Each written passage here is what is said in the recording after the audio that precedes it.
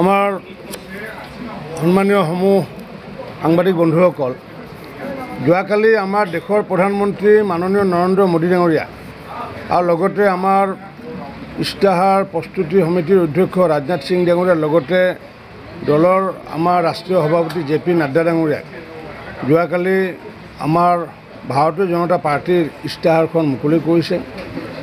আৰু ইস্তাহাৰখন মুকলি কৰাৰ পিছত স্বাভাৱিকতে সকলোৱে মাজত এটা আনন্দৰ ঢৌ এটা আহিছে। কাৰণ কিয় মাননীয় দেশৰ প্ৰধানমন্ত্ৰী নৰেন্দ্ৰ মোদী ডাঙৰীয়াৰ নেতৃত্বত ভাৰতবৰ্ষত ইমানখিনি কাম কৰা বুলি হয়তো বহুতো ধাৰণাই নাই। আৰু সেই ইস্তাহাৰখনে ইতিমধ্যে এটা ধাৰণা দিছে যে বিকশিত ভাৰতনো কি। 2014 চনৰ পৰা মাননীয় প্ৰধানমন্ত্ৰী ডাঙৰীয়াই যি বিকাশমুখী কাৰ্যসূচী কৰিছে আৰু সেই বিকাশটো কিমান হৈছে ইয়াৰ স্পষ্ট আভাস এটা দাঙি ধৰিছে।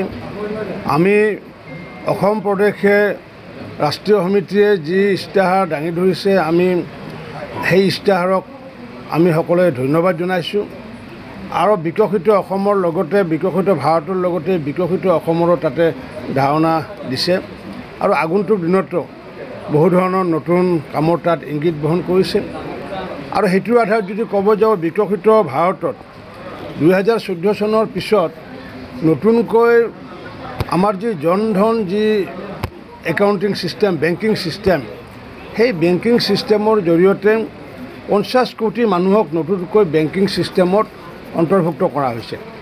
অৰ্থাৎ দেশৰ 50 কোটি পুৰুষ বা মহিলা, আৰু বিশেষকৈ এইখিনি পুৰুষ বা মহিলা দুখীয়া মানুহ, কৃষক, শ্ৰমজীৱী, হয়তো সৰু সুৰা দোকান কৰে, এইসকল মানুহে পূৰ্বতে বেংক একাউণ্ট নাছিলে। কিন্তু প্ৰধানমন্ত্ৰী নৰেন্দ্ৰ মোদী ডাঙৰীয়াৰ যি জনধন যোজনা, সেই যোজনাৰ অন্তৰ্গত 50 কোটি মানুহক নতুনকৈ বেংকৰ লগত কানেক্ট কৰিবলৈ সক্ষম হৈছে। এইটো ডাঙৰ এটা সফলতা কৰিছে। ঠিক আমাৰ অসমৰ মুখ্যমন্ত্ৰী ডাঙৰীয়াৰ ঠিক আজি পূৰ্বতে আমাৰ লাখ লাখ মানুহৰ ৰেচন কাৰ্ড নাছিলে।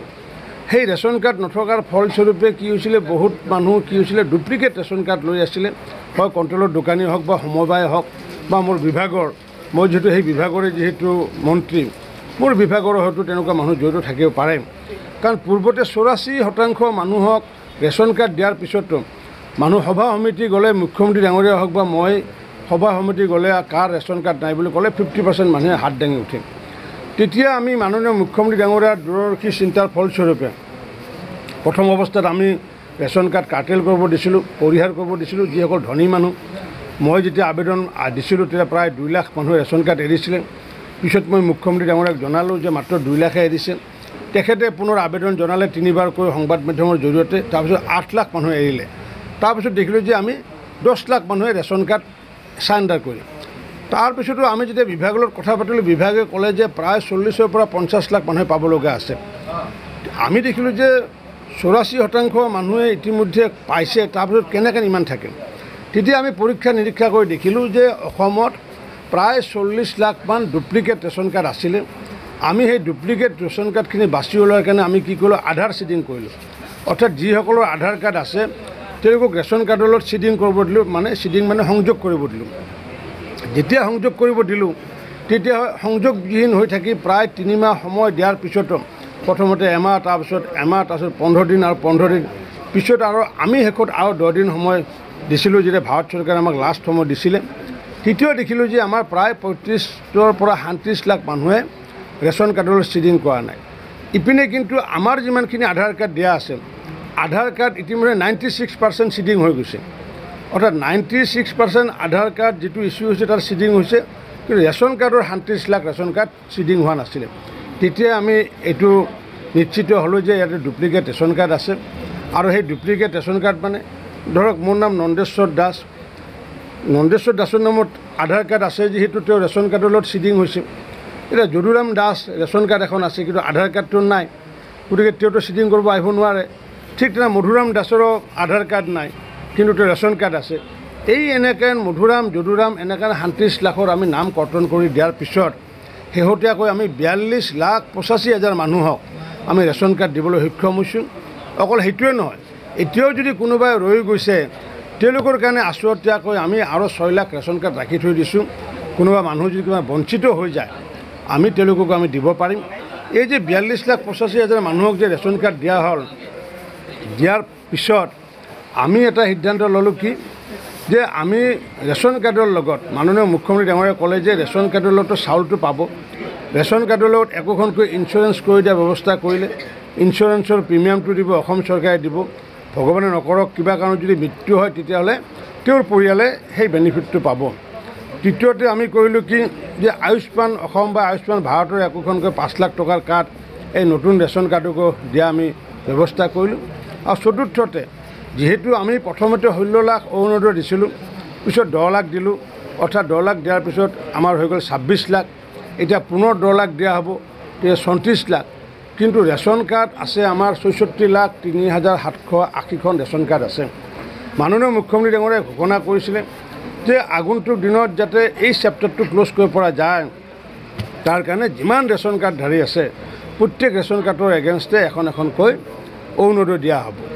যি দুখীয়াৰ কল্যাণ, ঠিক অনুৰূপভাৱে মুখ্যমন্ত্ৰী ডক্টৰ হিমন্ত বিশ্ব শৰ্মা ডাঙৰীয়াই দুখীয়াৰ কল্যাণৰ কাৰণে নিৰলস চেষ্টা চলাই আহিছে, যাৰ ফলস্বৰূপে আমি আগন্তুক দিনত এই যে 25 কোটি মানুহক BPLৰ পৰা আনি পেলাই আমি আপগ্ৰেড কৰিবলৈ সক্ষম হৈছোঁ। ইয়াৰ উপৰিও মাননীয় প্ৰধানমন্ত্ৰী নৰেন্দ্ৰ মোদী ডাঙৰীয়াই 14 চনৰ পৰা নিৰলসভাৱে যি কাম কৰিলে ইনফ্ৰাষ্ট্ৰাকচাৰ ডেভেলপমেণ্টৰ ক্ষেত্ৰত, তাত আমি ভাৰতবৰ্ষত 7খন IIT বনালে, ভাৰতবৰ্ষত নতুনকৈ 7খন এইমছ বনালে, 7খন IIM বনালে, ইণ্ডিয়ান ইনষ্টিটিউট অফ মেনেজমেণ্ট বনালে, তাৰপিছত আকৌ 15খন এইমছ বনালে, তাৰপিছত 315খন নতুনকৈ মেডিকেল কলেজ চিন্স 2014। এইটোতো মানে আচলতে আমি ইস্তাহাৰখন পোৱাৰ পিছতহে কালি পোৱাৰ পিছত গম পালোঁ যে 315খন নতুন মেডিকেল কলেজ ভাৰতবৰ্ষত হৈছে মোদী ডাঙৰীয়াই প্ৰধানমন্ত্ৰী দায়িত্ব লোৱাৰ পিছত। ঠিক তেনেকুৱাকৈ 390খন নতুন ইউনিভাৰ্চিটি হৈছে মোদী ডাঙৰীয়াই দায়িত্ব লোৱাৰ পিছত। গতিকে এই এনেকুৱাকৈ ইনফ্ৰাষ্ট্ৰাকচাৰ ডেভেলপমেণ্টৰ লগত আমি যদি ৰাস্তা ঘাটৰ কথা যদি কওঁ, তেতিয়াহ'লে আমি 3.7 lakh kilometre rail roads, 3.7 lakh kilometre rail roads সমগ্ৰ ভাৰতবৰ্ষত মোদী ডাঙৰীয়াৰ নেতৃত্বত নতুনকৈ হৈছে। ঠিক তেনেকুৱাকৈ আমি যদি সুৰক্ষিত ভাৰতৰ কথা কওঁ, 2014 চনৰ আগতে ভাৰতবৰ্ষৰ ক্ষেত্ৰত যিমান এটাক আছিলে, যিমান থ্ৰেট আছিলে, সেই এটাক থ্ৰেট জিৰ' হৈছে, আৰু যাৰ কাৰণে আমি সুৰক্ষিত ভাৰতবৰ্ষ বুলি আমি ক'ব বিচাৰিছোঁ। ঠিক তেনেকুৱাকৈ সুৰক্ষিত ভাৰতবৰ্ষ হোৱাৰ কাৰণে আমি বিশ্ব অৰ্থনীতিত আমি 5ম স্থান আহিছোঁ। নিশ্চিত ওপৰত আগন্তুক 3 বছৰৰ পিছত ৱৰ্ল্ড ইকনমিত আমি 3rd পজিশ্যন আহিম। আৰু আগন্তুক এই নিৰলসভাৱে যি আমি কাম কৰি আহিছোঁ, কাৰণ কিয় আমি দেশত আমি ক্ষমতাৰ বাবে শাসনত অহা নাই, আমি সেৱাৰ বাবেহে শাসনত আহিছোঁ। সেয়া প্ৰধানমন্ত্ৰী হওক বা মাননীয় মুখ্যমন্ত্ৰী হওক বা BJP শাসিত যিকোনো ৰাজ্যই নহওক কিয়, সকলোৰে মতো এটাই যে আমি পাৱাৰত ক্ষমতাৰ বাবে নাহোঁ, পাৱাৰত আহোঁ মানুহক সেৱা কৰাৰ বাবে। আৰু এনেকুৱাকৈ সেৱা যি কাৰ্য চলি আছে, এইটো চলি থাকে, নিশ্চিত হ'ব 2045 চনত ভাৰতবৰ্ষৰ ইকনমি আমি 1ম স্থানত আহিম। আৰু যিদিনাখনে ভাৰতবৰ্ষৰ ইকনমি নাম্বাৰ 1ত আহিব, সিদিনাখনে ভাৰতবৰ্ষখন বিশ্বগুৰু হিচাপে প্ৰতিষ্ঠা পাব। আৰু এই প্ৰতিষ্ঠা হোৱাৰ কাৰণে লেণ্ডিং ইতিমধ্যে আৰম্ভ হৈছে, কাৰণ ৱৰ্ল্ড ক্লাছ যি ইনফ্ৰাষ্ট্ৰাকচাৰ, ৱৰ্ল্ড ক্লাছ ইনফ্ৰাষ্ট্ৰাকচাৰৰ কথা যদি কওঁ, আজি ৰেলৱেৰ ক্ষেত্ৰত যি আমাৰ ট্ৰেকিং ব্যৱস্থা, যি নতুন বুলেট ট্ৰেইনকে আদি কৰি যিটো ৰেলৰ যিটো অত্যাধুনিক যিটো ব্যৱস্থা, এইটো ৱৰ্ল্ড ক্লাছ মানে মেনুফেকচাৰিং ছিষ্টেম বুলি কয়। ঠিক কানেকশ্যন আগতে নাছিলে, ফ্ৰী গেছ কানেকশ্যন কৰিছে মোদী ডাঙৰীয়াই। ঠিক তেনেকুৱাকৈ 11 কোটি মানুহক বিনামূলীয়াকৈ টয়লেট প্ৰদান কৰিছে। ঠিক তেনেকুৱাকৈ 46 কোটি মানুহক মুদ্ৰা লোন প্ৰদান কৰা হৈছে। ভাৰতবৰ্ষৰ 46 কোটি মানুহক বেংকৰ জৰিয়তে মুদ্ৰা লোন কৰা হৈছে। বেংক অথৰিটিক ডাইৰেকশ্যন দিছিলে যাতে সৰু সুৰা ব্যৱসায় কৰাৰ ক্ষেত্ৰত যাতে উদগনি যাতে দিয়ে বেংক অথৰিটি, আৰু তাৰ ফলস্বৰূপে 27 লাখ কোটি টকা, তাৰমানে 27 লাখ কোটি টকাৰ বিজনেছ মুদ্ৰা লোনৰ জৰিয়তে হৈছে। আৰু এইটো সৰ্বমুঠ 46 কোটি মানুহে ইয়াৰ পৰা উপকৃত হৈছে। তাৰপিছত দেখিছোঁ যে PM কিষাণৰ ক্ষেত্ৰত প্ৰধানমন্ত্ৰী কিষাণ সন্মান যোজনা, সেইটো আঁচনিৰ জৰিয়তে 6,000কৈ বছৰেকত টকা দিয়ে কৃষকসকলক। আৰু তেনেকুৱাকৈ 11 কোটি টকা কৃষকক 6,000কৈ তেওঁলোকক টকা দিয়াৰ ফলস্বৰূপে তেওঁলোকে আগতীয়াকৈ সাৰ বা বীজ আদি কিনিবলৈ তেওঁলোকে সুবিধা পাইছে, যাৰ কাৰণে দেশত খাদ্য শস্যৰ উৎপাদন অধিক বৃদ্ধি হৈছে। ঠিক তেনেকুৱাকৈ 4 কোটি মানুহে ফচল যাতে যদি নষ্ট হয় বানপানীতে হওক বা খৰাঙৰ ক্ষেত্ৰত, তেওঁলোকৰ কাৰণে PM কিষাণ যি ফচল বীমা আঁচনি এই বীমা আঁচনিৰ জৰিয়তে 4 কোটি লাভৱান হৈছে। ঠিক তেনেকুৱাকৈ ভাৰতবৰ্ষৰ 14 কোটি মানুহক তেওঁলোকক স্কিল কৰা হৈছে। তাৰমানে আগতে আনস্কিল আছিলে, আজিকালি যিহেতু প্ৰতিযোগিতাৰ যুগ, গতিকে তেওঁলোকক স্কিল কৰা হৈছে। দীনদয়াল উপাধ্যায় যি কৌশল বিকাশ যোজনাৰ অন্তৰ্গত 14 কোটি মানুহক স্কিল কৰা হৈছে। ঠিক তেনেকুৱাকৈ এইবোৰ কৰাৰ পিছত আমি দেখিছোঁ যে 25 কোটি মানুহে এতিয়া BPLৰ পৰা উৰ্ধত আহিছে। তাৰমানে মোদী ডাঙৰীয়াৰ যিটো মনৰ ইচ্ছা যে ভাৰতবৰ্ষৰ দুখীয়া নিষ্পেষিত শোষিতসকলক যেতিয়ালৈ আমি আপলিফ্ট কৰিব নোৱাৰিম, তেতিয়া বিকশিত কোকৰাঝাৰ কৰিব নোৱাৰিম, বিকশিত অসম কৰিব নোৱাৰিম, বিকশিত ভাৰত কৰিব নোৱাৰিম। আৰু সেইকাৰণে এই চব কৰাৰ ফলস্বৰূপে আজি 25 কোটি মানুহ ভাৰতৰ তেওঁলোকে ইকনমিকেলি আপলিফ্ট হৈছে, যাৰ কাৰণে তেওঁলোকে আগন্তুক দিনত BPLৰ পৰা তেওঁলোকে উৰ্ধত গুচি গৈছে। এইটোৱে আছিলে আমাৰ পণ্ডিত দীনদয়াল উপাধ্যায়ৰ মূল দৰ্শন যে নিষ্পেষিত শোষিত বঞ্চিতসকলক আমি সকাহ দিব লাগে, তেতিয়াহে আমি ভাৰতখন আগুৱাব পাৰিম। 84হে হেলিকপ্টাৰ বনাইছে, কিন্তু আমেৰিকাই হেলিকপ্টাৰ বনাইছে 1939ত হেলিকপ্টাৰ বনাইছে। এই হেলিকপ্টাৰৰ দৰ্শন কিন্তু ভাৰতৰে আছিল। আগতে যি পুষ্পক্ৰত চলাইছিলে, যি আকাশী যান চলাইছিলে, সেই আকাশী যান কিন্তু ভাৰতবৰ্ষৰ কনচেপ্ট, কিন্তু বিদেশে সেই কনচেপ্ট তেওঁলোকে লৈ যোৱাৰ ফলত আমেৰিকাই 1939ত কৰিছিলে, ভাৰতবৰ্ষই কৰিছিলে প্ৰথম কৰিছিলে তাকো 1 ছিটাৰ হেলিকপ্টাৰ। আৰু সেই 1 ছিটাৰ হেলিকপ্টাৰ এখন হেলিকপ্টাৰৰ পৰা আজিৰ পৰা প্ৰায় 8 মাহ আগতে মাননীয় প্ৰধানমন্ত্ৰী ডাঙৰীয়াই যি হেলিকপ্টাৰ নিৰ্মাণৰ যি কাৰখানা উদ্বোধন কৰিছে, সেই কাৰখানাত এতিয়া 1000খন হেলিকপ্টাৰ প্ৰডাকশ্যন হৈ আছে। আৰু এই 1000খন হেলিকপ্টাৰৰ ইতিমধ্যে বিদেশৰ পৰা তেওঁলোকে কিনাৰ কাৰণে ইতিমধ্যে বহুকেইখন বিদেশী ৰাষ্ট্ৰই কৈছে যে আমি ভাৰতবৰ্ষৰ হেলিকপ্টাৰ ক্ৰয় কৰিম। ঠিক তেনেকৈ আৰ্মছ ৱেপনৰ ক্ষেত্ৰত, আমাৰ সৈন্য বাহিনীৰ ক্ষেত্ৰতে হওক বা যুদ্ধৰ ক্ষেত্ৰত আমাৰ যিমান আগতে আৰ্মছ আছিল, সেই আৰ্মছবোৰ আগতে অধিকাংশ বিদেশৰ পৰা অনা হৈছিলে, কিন্তু এতিয়া সেই আৰ্মছ লোকেল ফৰ ভোকেল যি প্ৰধানমন্ত্ৰী ডাঙৰীয়াৰ মনৰ যি ইচ্ছা, সেইটোৰ আধাৰত সেই আৰ্মছ আজিকালি ভাৰতবৰ্ষত প্ৰস্তুত কৰে। PP কিট আনিবলগীয়া হৈছিলে আগতে বিদেশৰ পৰা, এতিয়া PP কিট আমি বিদেশলৈ ৰপ্তানি কৰোঁ। মাস্ক আনিছিলোঁ আমি বিদেশৰ পৰা, সেই মাস্ক লোকেল ফৰ ভোকেলৰ আধাৰত কৰোণাৰ সৃষ্টি হিচাপে আমি মাস্ক হওক PP কিট কৰি পেলাই আমি এটা বিদেশলৈ যোগান ধৰি আহিছোঁ।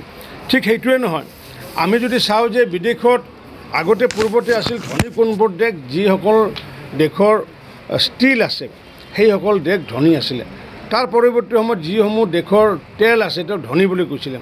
এতিয়া যিসমূহ দেশৰ ছেমি কণ্ডাক্টৰ আছে সেইসকল দেশে ধনী দেশ বুলি প্ৰতিষ্ঠা হৈছে। সেই ধনী দেশ 3খন আছে, মই বিদেশী ৰাষ্ট্ৰৰ নাম ল'ব খোজা নাই। আৰু সেই বিদেশী 3খন ৰাষ্ট্ৰৰ আগতে ছেমি কণ্ডাক্টৰ মানে এই মোবাইলৰ যিটো ভিতৰ পিনে এখন চিলিকনৰ এখন ডিছ থাকে, এখন চিপ থাকে, সেই ডিছখন তাতে হাজাৰ চিপেৰে এই গোটেই ছিষ্টেমটো বনোৱা হয়। আৰু সেই ছিষ্টেম বনোৱা হয় গোটেই ভাৰতবৰ্ষত 1 কোটি মোবাইল বিক্ৰী হয়, পাৰ ডে বিক্ৰী হয় ভাৰতবৰ্ষত, কিন্তু সেই 1 কোটি ছেমি কণ্ডাক্টৰ আমি বিদেশৰ পৰা আনিব লগা হৈছিলে। আজি কিছুদিন আগতে মাননীয় প্ৰধানমন্ত্ৰী ডাঙৰীয়াই ছেমি কণ্ডাক্টৰৰ ইণ্ডাষ্ট্ৰী গুজৰাট আৰু জাগিৰোডত যি তেওঁ আধাইলা স্থাপন কৰিছে বা শিলান্যাস কৰিছে, এইটোৰ জৰিয়তে ভাৰতৰ ইকনমি আগন্তুক দিনত নিশ্চিত ওপৰত যাব।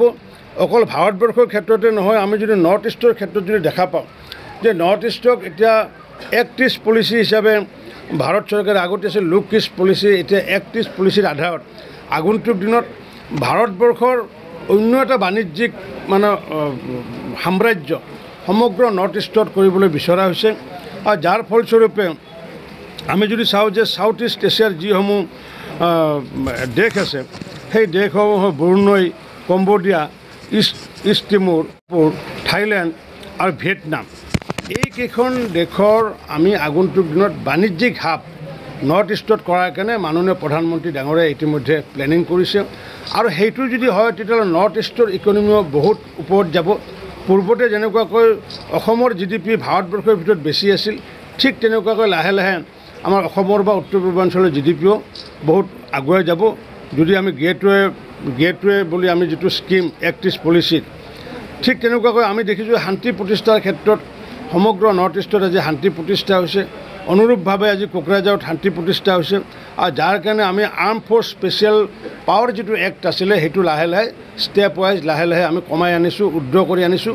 আৰু এটা সময়ত আমি সমগ্ৰ নৰ্থ ইষ্টতে মোদী ডাঙৰীয়াৰ ইচ্ছা যে arm force special power actor জৰিয়তে সমগ্ৰ উত্তৰ পূৰ্বাঞ্চলখনে শান্তিপূৰ্ণ উত্তৰ পূৰ্বাঞ্চল বুলি ঘোষণা কৰিব পৰা যাব আৰু সেইটোৰ প্ৰতি লক্ষ্য ৰাখি ইণ্টাৰষ্টেট বৰ্ডাৰ ইছ্যু যিটো আছিলে আমাৰ মাননীয় প্ৰধানমন্ত্ৰী ডাঙৰীয়াৰ মাৰ্গদৰ্শনত আমাৰ অসমৰ মাননীয় মুখ্যমন্ত্ৰী ডক্টৰ হিমন্ত বিশ্ব শৰ্মা ডাঙৰীয়াই ইতিমধ্যে ইণ্টাৰষ্টেট যিটো ডিছপুট বৰ্ডাৰ ডিছপুট এইটো ইতিমধ্যে প্ৰায় সমাপ্ত হোৱাৰ দিশত অলপ কিছু সমস্যা আছে যদিও প্ৰায় 80% সমস্যা নাইকিয়া হৈছে ঠিক তেনেকুৱাকৈ ফ্লাড মেনেজমেণ্ট কৰাৰ ক্ষেত্ৰত এক দীঘলীয়া পৰিকল্পনা আছিলে যাৰ কাৰণে নতুনকৈ এনটিআৰ উত্তৰ পূৰ্বাঞ্চলতে যিসমূহ ঠাইত ডাঙৰ ৰিজাৰ্ভাৰ কৰিব পাৰে সৰোবৰ কৰিব পৰা যায় ইতিমধ্যে অমৃত সৰোবৰ প্ৰায় অসমত প্ৰায় 2000তকৈ অধিক নিৰ্মাণ হৈছে যদিও কিন্তু ফ্লাড প্ৰটেকশ্যনৰ ক্ষেত্ৰত বা ফ্লাড মেনেজমেণ্টৰ ক্ষেত্ৰত ঠিক এইটো আমাৰ সকাহ দিব পৰা নাই সেইকাৰণে এতিয়া ছেটেলাইটৰ জৰিয়তে এনটিআৰ নৰ্থ ইষ্টত